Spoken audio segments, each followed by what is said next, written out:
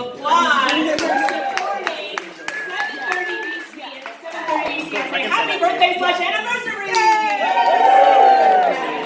That brings us here together today. Hi, everyone.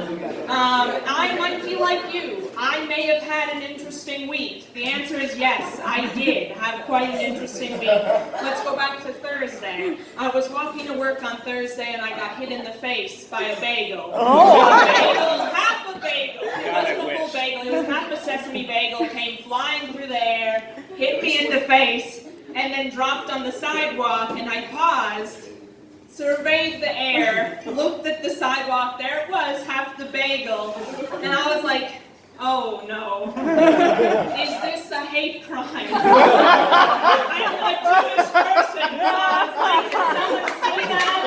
Seriously throw a bagel at me to eat it? So then I looked and this man was like, I'm sorry. He was trying to feed it to a squirrel, a McPherson square, this like rogue squirrel.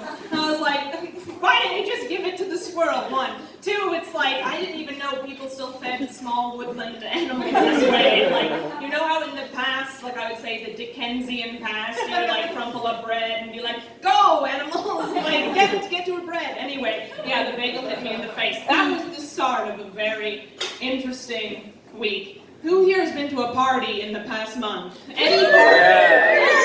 Like, wow, what a wild and fun crowd. I love it. I love this crowd. You're a good crowd. I love it. Yeah, I have too. Who here has experienced that like absolute terror when the host of your party is like, who wants to play a game? Yeah. And I'm that person in the crowd of the party that's like, no! We can't play a game. That will ruin the party, don't you see? The party's going to ruin itself because we're all here playing a game. I think everyone points to Monopoly as the party-ruining game, but I say any game you play at a party of any type is probably going to ruin it. Charades? Who invented such a thing? The other day I was playing charades at a party, and someone on my team was up, and they did that thing where they went like this, and I was like, it's a movie!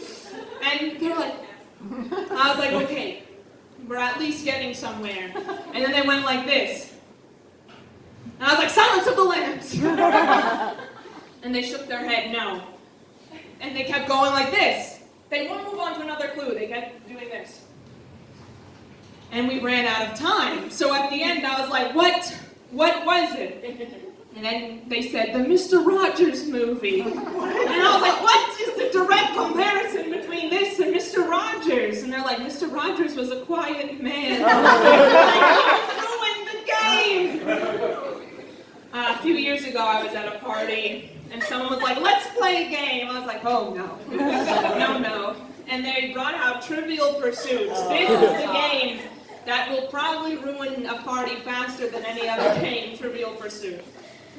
I happen to be very good at Trivial Pursuit. I'm going to tell you all this. And that's because something happened at this party I've never forgotten. And here it is. It was my turn. And I pick up a card. And I'm like, okie dokie. Here we go. I was like, what is the name, to this person who's answering this question, I was like, what's the name of a dog that's shaped like a hot dog? And the person's like, oh, it's a wiener dog. And I'm like, we want the name, Laura. Like, all right, we want the actual name. What's the name of the dog breed?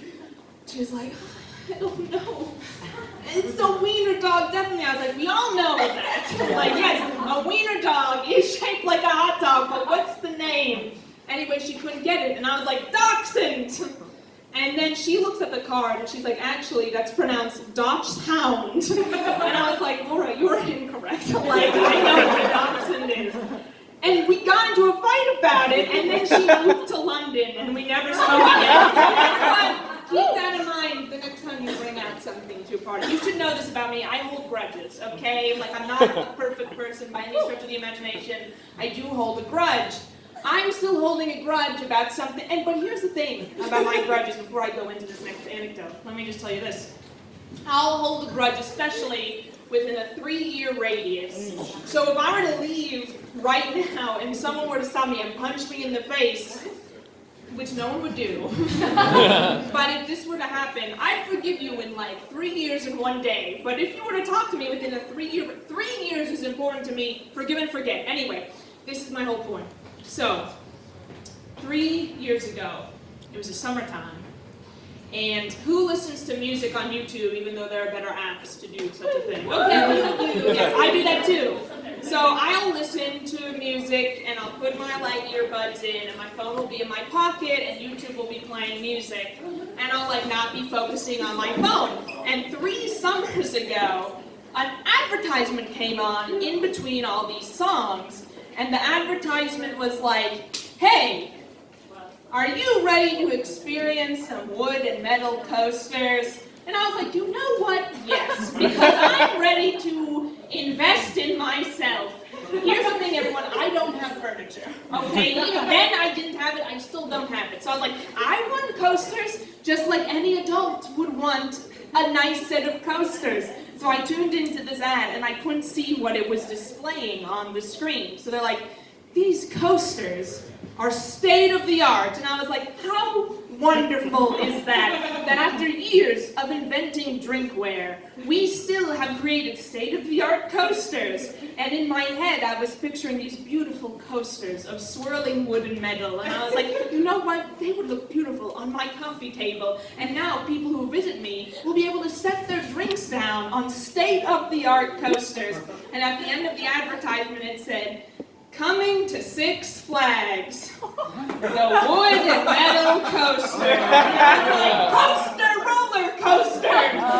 This is not drinkware. I was very upset. And anyway, summer, boo. That's what I have to say about summer. Everyone this past summer was like, this is a hot girl summer.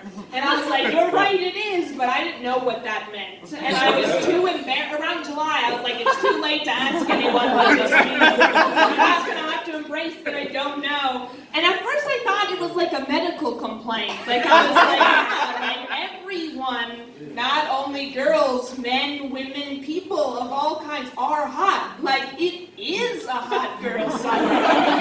But I was like, this means something else. And I think what it means is that people are more attractive in the summer because they wear less clothes. I don't know if that's what it means, but that's my going theory. I've left the summer behind. Because guess what, everyone? We've made it. It's fall. Yay! Is it? That's a good point. Everyone's like, is it? Listen, look at how I'm dressed. This is how I dress every day of the year. But I was like, it would be perfect today for this wonderful fall day. Oh no, it's 80 degrees. But it is, technically it is fall. Who likes to do fall activities? Listen, I'm trying to get more into it, I am, but fall activities can be really tough. The fall activity that baffles me the most is like carving pumpkins. Yeah, carving pumpkins are tough because here's the thing I don't understand. With any craft you do, you get to leave the craft with a craft. And with carving pumpkins, you leave with a decaying item. Like, within a span of only a few days, your pumpkin's going to decay, and you're going to have to throw it away. And it's like, but I spent so much time carving my intricate design into it. Another thing around this time of year, everyone is always like, Stacy, let's go pick apples. And it's like, oh, apples, yes. A food item you can purchase from Giant right next door. But I'm not a Debbie Downer. Per se, I'm not that much of a Debbie Downer. Or, I don't know, who knows? Who really knows? The other day I went to a doctor appointment for my annual physical. So fun! Anyway, thank you. Thank you for applauding. Because listen, it's hard to take care of yourself in today's climate. I'm going to say that. It's very difficult. And I was like, I'm going to do this for myself. I'm going to make an investment. Anyway, so there I was. At my doctor appointment, and a nurse came and like brought me back, and she was like, okay, Miss Axe, so I'm going to ask you some questions. I was like, okay, sure, great. And she was like, okay, how was your sleeping? And I was like, okay, it's fine, not great, could be better. And she was like, Miss Axel, you need to calm down and relax a little bit. These are just some preliminary questions. And without pausing, I was like, I never relax. Anyway, the nurse left and I never saw her again. Anyway, my doctor came in and she did the rest of my routine. And then she's like, okay, the last step, we're gonna take out this little hammer. And I was like, no, please don't. I was like, I know what you're gonna do. That I hate being hit with that little hammer. It's this abject fear. I hate it. Who here is afraid of something that they never have personally experienced too? Okay, people, just name some of your fears. Tornadoes. Tornadoes. Trapped in an elevator. Trapped in an elevator. Oh, that's scary. Second term. All of these are good. My number one fear at the top of the list is asbestos. I think asbestos is terrifying because I don't even know what asbestos is, and I would pay someone a lot of money to be like, is this asbestos? Everyone, leave. No, we're not going to leave. We're having a good time. But yeah, fear is all around us. But anyway, this all relates back to the doctor appointment because I was covering my knees and I was like, please don't hit them. And they're like, that's what we need to hit your knee. And I was like, please stop. And anyway, she got the little hammer and she's like, move your hand. I moved my hand and she hit my knee and my leg kicked and I was like, oh man, look at that. The human body. Am I right? And she was like, I don't know, Miss Axel. And then at the end of the appointment, she's like, you seem to be in perfect physical health. And then I said to her, I guess you would say then that I am perfect. And then she was standing at the doorway and she's like, no. All right, you've been a wonderful crowd.